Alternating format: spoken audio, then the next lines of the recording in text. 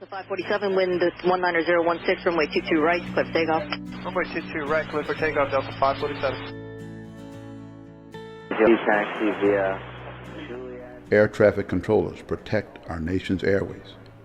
These are the stories of real air traffic controllers to boldly deliver a safe, orderly, and expeditious flow of air traffic from their departure point to their final destination. In the Air Force, some of the most interesting stories I've ever had was in the Air Force when I was at the Carswell, SAC base, B-52s, KC-135s. They'd go off all their missions. And one of the missions they would fly down to Matagorda Island at a bombing range down there. It was in February '68, I remember the day. I was in control tower and they took off. This crew that goes down to Matagorda, a low-level bombing range, and he never came back. And the Air Force was real quiet about it, said he crashed down there, and they didn't find anything. Finally found a few things on the beach. I thought, that's shallow water. That's a huge airplane. You never really found it. And they were real quiet about it. But the tragedy was that 8 crew members were lost. Yeah. Mm-hmm. And then when I went to Thailand, and because you were Southeast Asia, in the war zone, normally in air traffic, an emergency has a priority. You get everybody out of the way. Yeah. But over there you don't. We'd have all these guys coming back with F-105s where I was. And they'd come back all shot up and everything that way. But if you had aircraft getting ready to depart, you'd have to hold them or get them out over the jungle or whatever.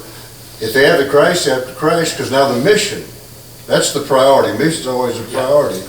And I had a flight of 2 coming back one night, and this one was shot up pretty bad. He and his wingman was on the same frequency with us. They were talking back and forth. The wingman kept keep bring me your oil pressure. It was going down.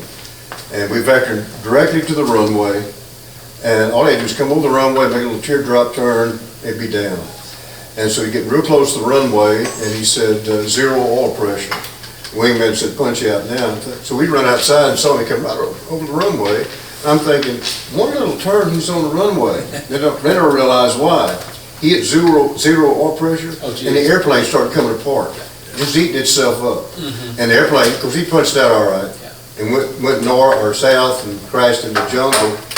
And one morning we had a guy, kind of like your story, all of them taking off on a mission.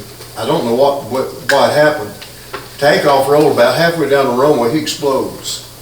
And goes still on the runway toward the end of it and stops, and the airplane's on fire.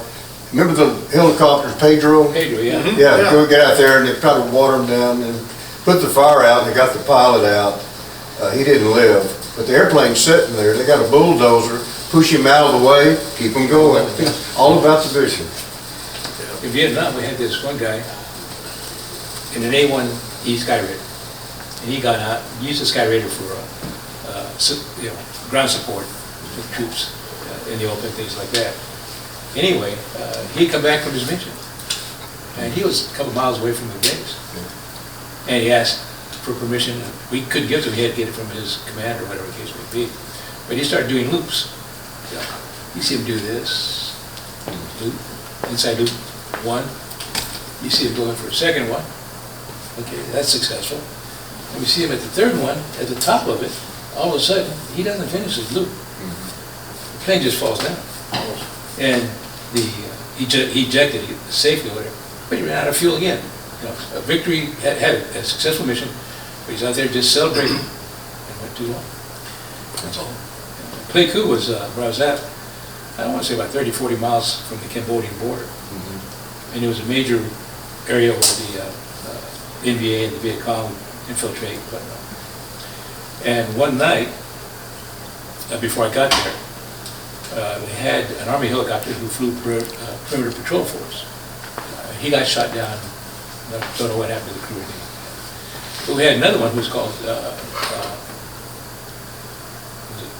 wasn't Pedro. I cannot remember the name right now. Cougar. It was Cougar's Revenge is what it was. Okay. So we're working a midnight shift up there, and he flying the perimeter for us. We're talking to him and whatnot. And the tower is about a quarter mile from the end of the runway. So it's a couple thousand feet, that far. Okay. And we're talking to him. And he tells us he's taking fire, ground fire, right there at the end of the runway where we're at.